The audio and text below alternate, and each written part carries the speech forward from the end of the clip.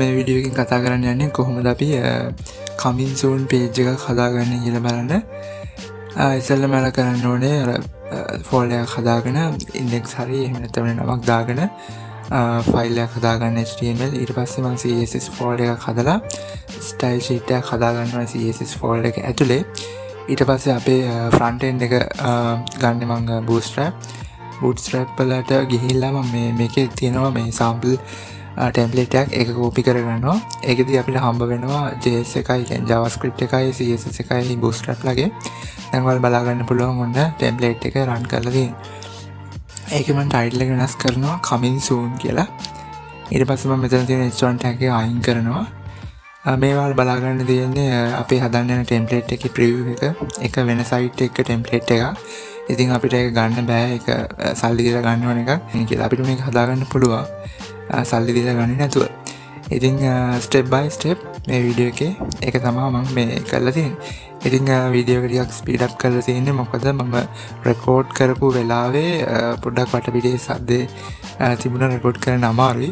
ඉතින් මම කළේ ඒක මියුට් කරලා වෙනම රෙකෝඩ් එකක් තමයි මම මේ කරන්නේ. ඉතින් පොඩ්ඩක් මග අරගෙන කෑලි තියෙයි මේ වීඩියෝ එකේ. අවුලක් නැහැ. ඔයාලා වීඩියෝ එකෙන් බලා ගන්න පුළුවන් මොනවද කරන changes කියලා.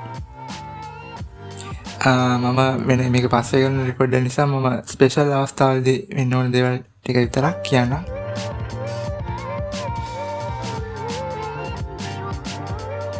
මේ දැන් මම ඇඩ් කරගන්නේ මේ font awesome icons. font awesome කියලා Google එකේ search කරගත්තා නම් ඔන්න font awesome icon එකට යන්න පුළුවන්. ඊට පස්සේ මෙතනින් ඔයාලට අරගන්න ඕනේ දැන් මම අරගන්නේ අර template එකේ තියෙන font awesome icon Facebook icon එක brand icon එක ඔන්න ඒක දාගත්තා. ඊට පස්සේ අපිට ඕන Twitter එකයි Instagram එකයි ඔන්න Twitter එකත් copy කරගත්තා. ඔන්න Instagram එක ඊට පස්සේ බලමු අපි හරි ඔන්න default කියලා තියෙනවා කොටසක් input box එකේ. එතකොට අර default bootstrap power එකකින් තමයි ආපු මේකෙන් තමයි font awesome CDN link එක content delivery network link එක අරගන්න. මොකද font awesome fonts දැම්මට වැඩ කරන්නේ නැහැ. ඒකේ resources නැතුව. ඉතින් link කියලා දාන්නේ අපි style sheet වලට ඔන්න link කරගත්තා. ඔන්න දැන් ඔයාලා පේනවා ඇති icons වැඩ. හරි.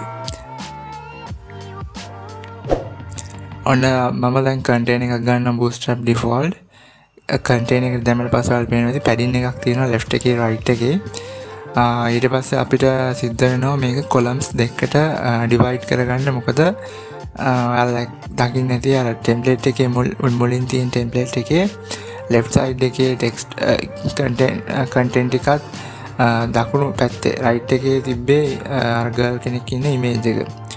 ඔන්න මම ඒ girl කෙනෙක් ඉන්න image එක විදිහට add නොකර background එකක් විදිහට දා ගන්නවා. ඒක හින්දා තමයි මම එතන div එකක් අරගත්තේ bg div කියලා.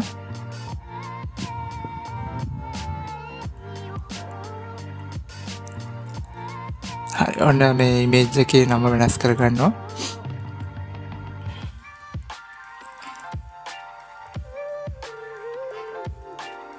හරි ඔයාලා මම මේ පෙන්නන්න යන්නේ මේ W3 ස්කූල් එකට කොහොමද background images වැඩ කරන්නේ කියලා.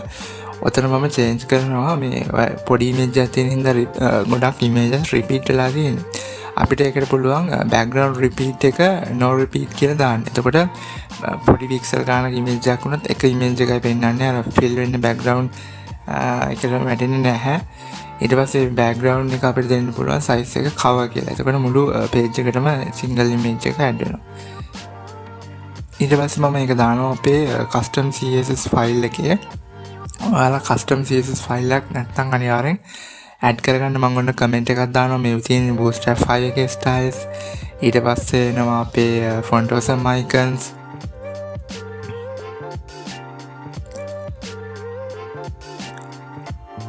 හරි ඊට පස්සේ තමයි අපේ custom CSS files ඔන්න මගේ අර style කියන එක මම link කරගන්නවා style.css. ඒක තියෙන්නේ folder එකක් ඇතුලේ. හරි. ඊට පස්සේ අපිට දාන්න පුළුවන් අර background image එක හරි ඔන්න අපේ බෑග්ග්‍රවුන්ඩ් ඉමේජ් එකේ කෝඩ් එක දැම්මා. හැබැයි බෑග්ග්‍රවුන්ඩ් ඉමේජ් එකේ නම img කියන ෆෝල්ඩර් එක ඇතුලේ girl කියලා ඒකේ ෆෝමැට් එක අනිවාර්යෙන් බලන්න jpg එකක් තියෙන්නේ.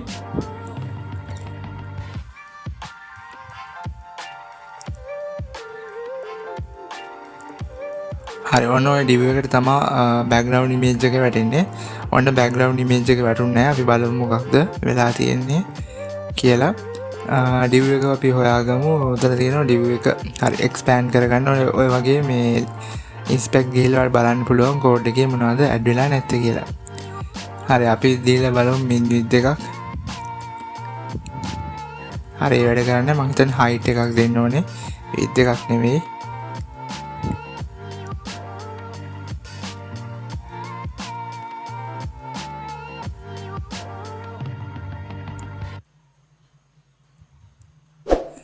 හරි image තියෙන directory එකත් වැරදි. හරි ඒක fix කරා. හරි දැන් image එක අතන පෙන්නනවා. හැබැයි තාම display වෙන්නේ නැහැ.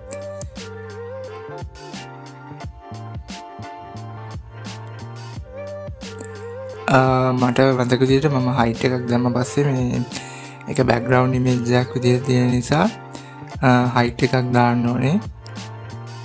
මොකද එතන content මුකුත් නැහැනේ. ඒක expand වෙලා පෙන්නන්න. ඒ හින්දා අපි height එකක් දාන්න ඕනේ අනිවාර්යෙන්.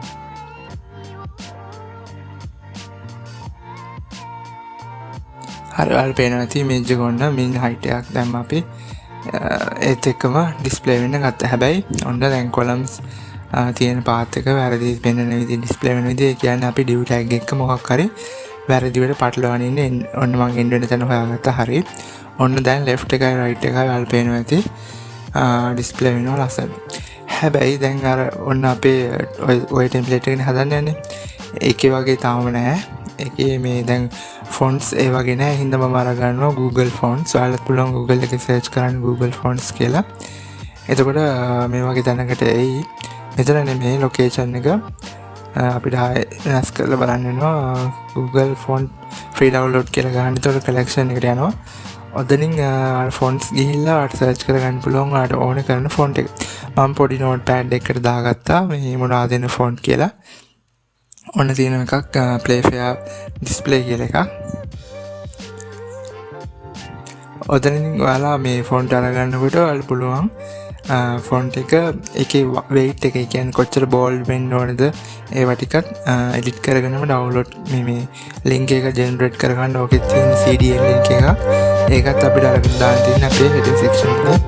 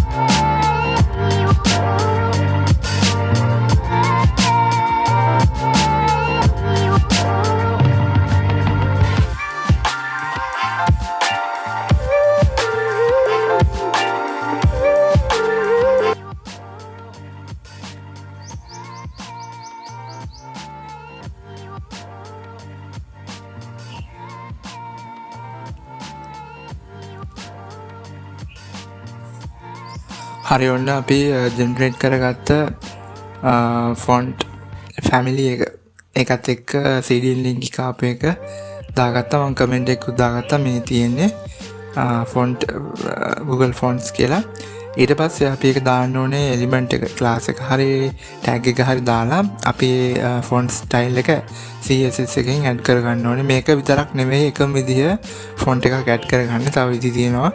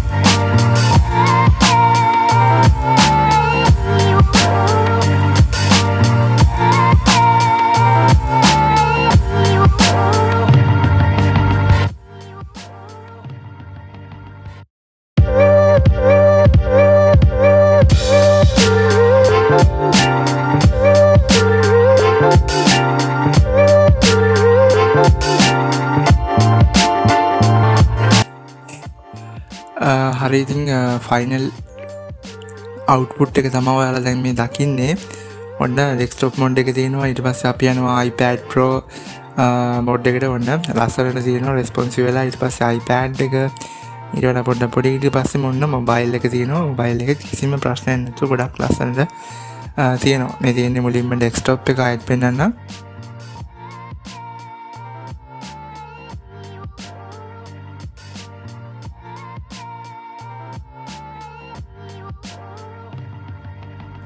ඊට පස්සේ ඔන්න ස්ක්‍රීන් සයිස් එක පොඩ අඩු වෙනවා. ඔන්න බලන්න රෙස්පොන්සිව් වෙනවා. ඔන්න ටැබ්ලට් එක ඊට පස්සේ ඊට වඩා අඩු ස්ක්‍රීන් සයිසස් තියෙන මොබයිල් වලට යනවා. ඉතින් ඔය විදිහට තමයි ඔන්න ෆුල් රෙස්පොන්සිව් වෙන විදිහට තමයි අපි ඔන්න ඩෙවලොප් කරේ.